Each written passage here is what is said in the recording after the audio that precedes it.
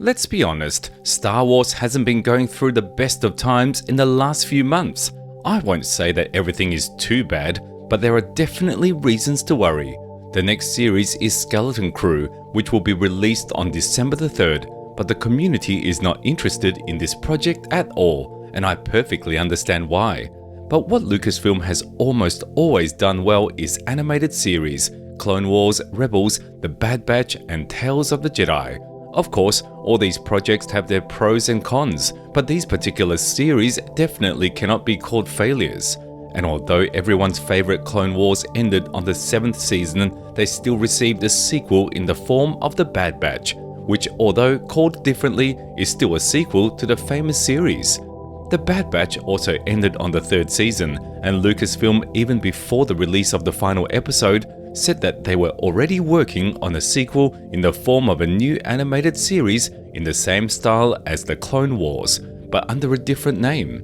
Relatively recently, Dave Filoni gave an interview and shared news about the Star Wars projects he is participating in. At the moment, he is developing the 2nd season of Ahsoka and writing the script for his untitled film, and also helps Jon Favreau in working on the film Mandalorian and Grogu.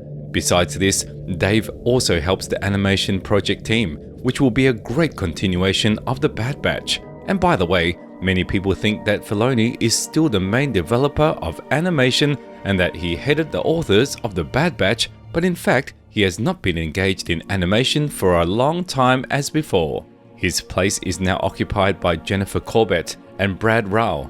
They are responsible for The Bad Batch, and they are also working on the sequel, and Filoni just sometimes visits them in the studio and gives his instructions.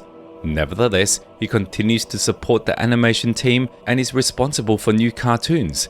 In an interview, Dave said that work on the continuation of The Bad Batch is proceeding normally, but did not say when we should wait for the announcement. Presumably, this could happen at the Star Wars Celebration event in April 2025. But as for the plot details, Filoni did not disclose anything ahead of time, but insiders secretly talked with people from Lucasfilm and received some nuggets of information shedding light on the concept of the new project. Perhaps you remember how a few months ago we released a video in which we suggested that the continuation of The Bad Batch would be dedicated to the Hidden Path organization, which was engaged in protecting the surviving Jedi and other people oppressed by the Empire. We are told about this secret community in almost every new Star Wars project.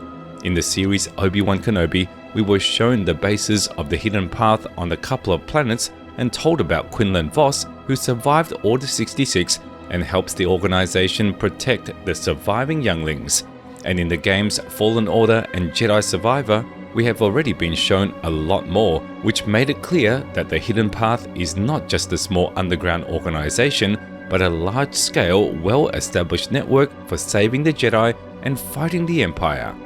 But the events of all these projects take place 10 years after the Revenge of the Sith, which means that the Hidden Path went through many difficulties before becoming the way we saw it.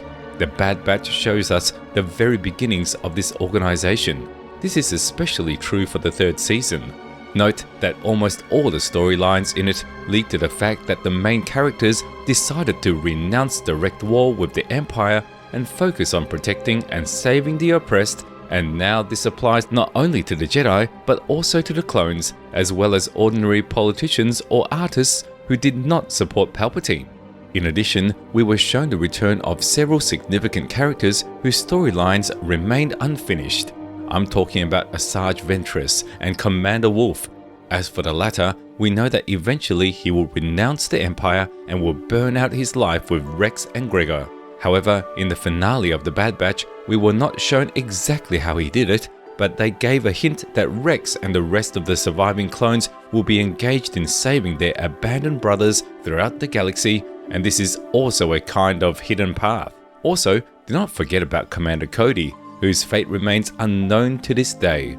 But the most important storyline is the Asajj Ventress line, which suddenly rose from the dead without any justification and flew off in an unknown direction. In the 3rd season of The Bad Batch, she did not show herself at all. Obviously, she was revived just for the new animated series. That's just knowing the nature of Ventress. It's unlikely that she will want to help some organization save some Jedi, but still there is in this time period between the 3rd and the 4th episode, the object of her interest is Quinlan Vos. Believe me, if Lucasfilm didn't have plans for this character, they wouldn't talk about his survival in Obi-Wan.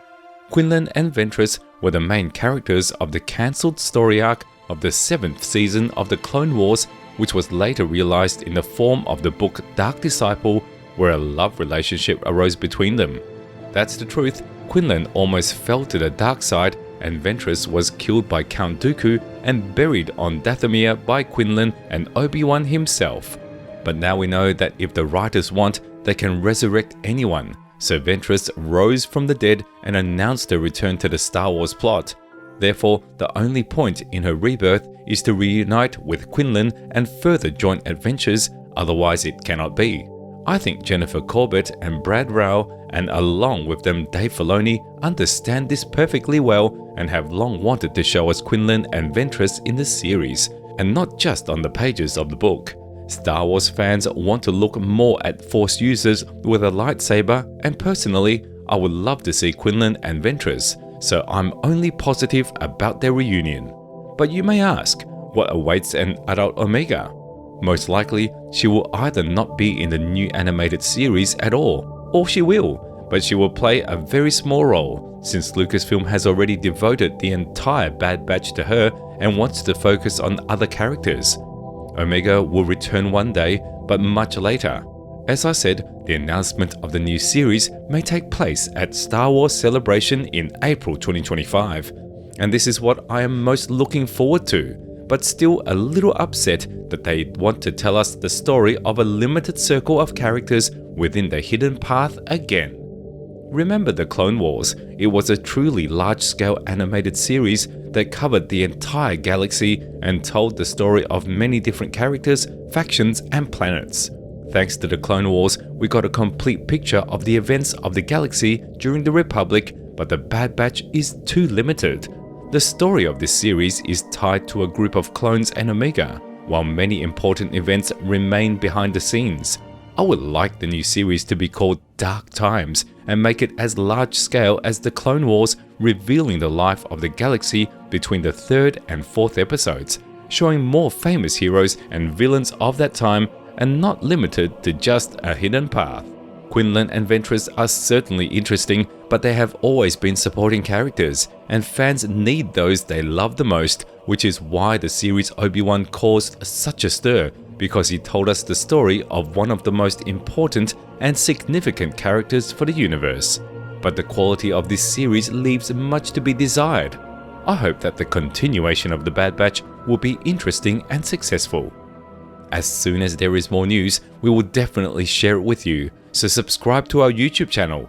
This is really important to us. Also, write your opinion in the comments, whether you are waiting for a new cartoon or are wary of it.